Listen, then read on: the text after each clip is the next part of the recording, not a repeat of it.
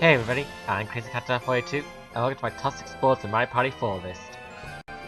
Mario Party 4 is the first Mario Party for the GameCube, and the last one to feature Donkey Kong until Mario Party 10 at least. And since Mario Party 10 just recently came out, I thought why not rank the boards in Mario Party 4. So without further ado, let's get on with the show.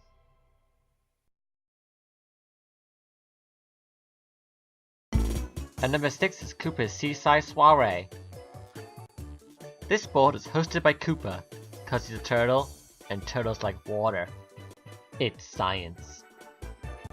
The main gimmick of this board is the cabana located here. Every time you pass the cabana you must pay 5 coins, and if you land on one of the happening spaces next to the cabana you must pay all the money that's currently been spent. So it's similar to the Koopa banks from the older Mario parties. One annoying thing about this board is the Yukikis at the junctions who will decide which way you'll go, so it's basically all left up to luck. There are also these ports where if you land in the happening space next to the port, you'll be teleported to the corresponding port, which could be either a good thing or a bad thing. So as you can see, you don't have a lot of choice about where you go on this board, which is the main thing I don't like about it. So overall it's an okay board, but I definitely like the other 5 more.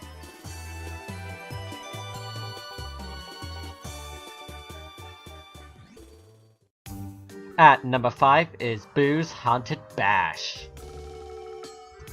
This board is hosted by our good friend Boo, who is a wizard for some reason now. The main gimmick of this board is the red Boo located here. When you visit him, he makes the red Boo bridges disappear, and if you visit him again, he'll make them reappear. The other gimmick of this board is the ghost train, which is only active when the red Boo bridges are down, and you can use it to go to one of the other ghost train stations, and you'll bring along anyone else who happens to cross your path. Big Boo also appears in this board, and it works the same way as he does in Mario Party 2. You can use him to steal stars and coins from everybody, which is pretty awesome provided you have enough money to pay him. So overall this board is okay, that ghost train can get a bit annoying, but hey, at least it's better than Koopa's Seaside Soiree and those damn Yukikis.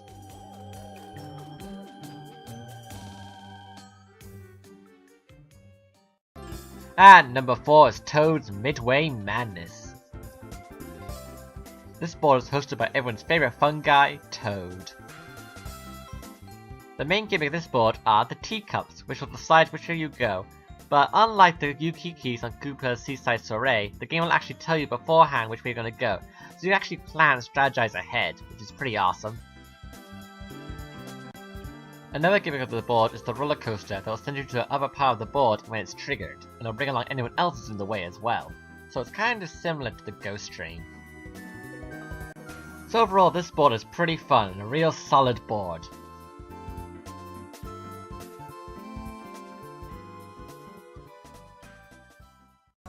And at number 3 is Goomba's Greedy Gala. This board is hosted by Goomba, because I guess Goombas are gamblers in their spare time. The main gimmick of this board is the roulette wheel, which decides which one of the 4 areas of the board you'll go to. But it isn't completely luck based, because you can bribe the Goomba who runs the roulette wheel to tilt the tables in your favour. Then there are these dice Goombas who you can play a dice game with. If you roll a number higher than them, they get some money, but if you roll a number lower than them, they go back to the start, which can potentially be a good thing if you want to go back there. Then there's this area at the top of the board which will take you from one side of the board to the other, and you even get to collect some money on the way, so it's pretty cool. So as you can probably guess, this is a luck-based board, but unlike the other ones from the previous Mario parties, this one's actually a lot of fun in my opinion, which is why it's at number 3.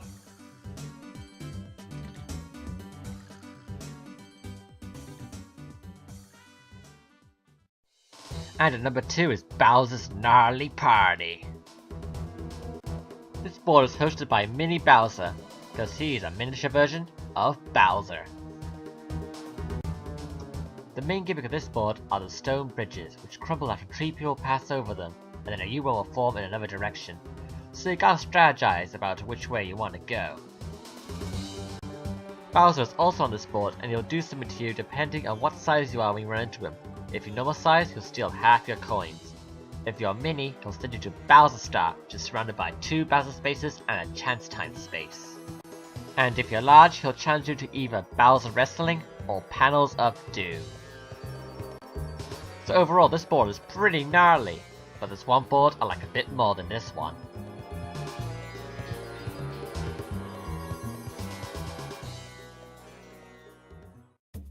And my favorite board in Mario Party 4 is Shy Guy's Jungle Jam.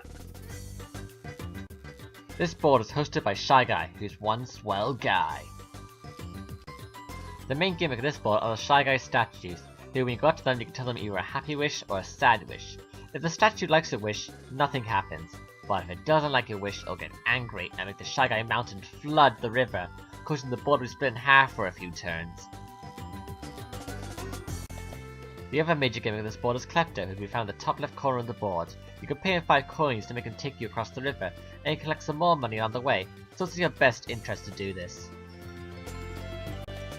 So overall this board is pretty simple, but still a load of fun, and that's why it's my favourite board in Mario Party 4. Well, that's all I have time for today. Thank you all for watching, and I'll see you all next time.